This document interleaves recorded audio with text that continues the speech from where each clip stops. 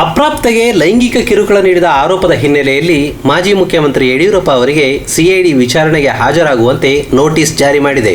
ಇದರ ಬೆನ್ನಲ್ಲೇ ತಮ್ಮ ಮೇಲೆ ದಾಖಲಾಗಿರುವ ಪ್ರಕರಣವನ್ನು ರದ್ದುಗೊಳಿಸುವಂತೆ ಯಡಿಯೂರಪ್ಪ ಹೈಕೋರ್ಟ್ ಮೆಟ್ಟಿಲೇರಿದ್ದಾರೆ.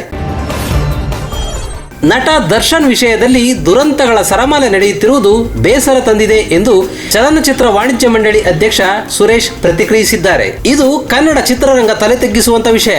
ಯಾರೇ ಆಗಲಿ ಯಾರದ್ದೇ ಪ್ರಾಣ ತೆಗೆಯಲು ಯಾರಿಗೂ ಅಧಿಕಾರವಿಲ್ಲ ಎಂದರು. ನಟರಾದವರು ಸಮಾಜಕ್ಕೆ ಒಳ್ಳೆಯ ಸಂದೇಶ ಕೊಡಬೇಕು ಎಂದು ಅವರು ಬೇಸರ ವ್ಯಕ್ತಪಡಿಸಿದರು. ಉಪಮುಖ್ಯಮಂತ್ರಿ ಡಿಕೆ ಶಿವಕುಮಾರ್ ಅವರು ಇನ್ನು ಮುಂದೆ ಕುಮಾರ ಪಾರ್ಕ್ ಪೂರ್ವದಲ್ಲಿರುವ ಸರ್ಕಾರಿ ನಿವಾಸದಲ್ಲಿ ಸಾರ್ವಜನಿಕರಿಗೆ ಲಭ್ಯವಾಗಲಿದ್ದಾರೆ ಎಂದು ಪತ್ರಿಕಾ ಪ್ರಕಟಣೆಯಲ್ಲಿ ತಿಳಿಸಲಾಗಿದೆ.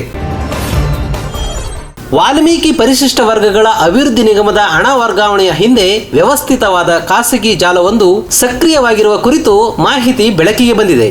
ನಿಗಮದಲ್ಲಿದ್ದ ಹಣವನ್ನು 1 ತಿಂಗಳ ಮಟ್ಟಿಗೆ ಪಡೆದುಕೊಂಡು ಅದನ್ನು ಬೇರೆ ಕಡೆ ಹೂಡಿಕೆ ಮಾಡಿ ಲಾಭ ಗಳಿಸಿ ತಿಂಗಳ ಬಳಿಕ ಕಮಿಷನ್ ಜೊತೆ ಅಸಲನ್ನು ವಾಪಸ್ ಸಂದಾಯ ಮಾಡಲಾಗುತ್ತಿತ್ತು ಎನ್ನಲಾಗಿದೆ. ನಟ ದರ್ಶನ್ ಪ್ರಕರಣದಲ್ಲಿ ಪ್ರಭಾವಿ ರಾಜಕಾರಣಿಗಳು ಭಾಗಿಯಾಗಿದ್ದಾರೆ ಎಂದು ನಮಗೆ ಕಂಡುಬರುತ್ತಿಲ್ಲ. ನಮ್ಮ ಬಳಿ ಯಾರೂ ಪ್ರಕರಣದಲ್ಲಿ ಪ್ರಭಾವ ಬೀರಿಲ್ಲ ಎಂದು ಗೃಹ ಸಚಿವ ಡಾಕ್ಟರ್ ಜಿ ಪರಮೇಶ್ವರ್ ಸ್ಪಷ್ಟಪಡಿಸಿದ್ದಾರೆ.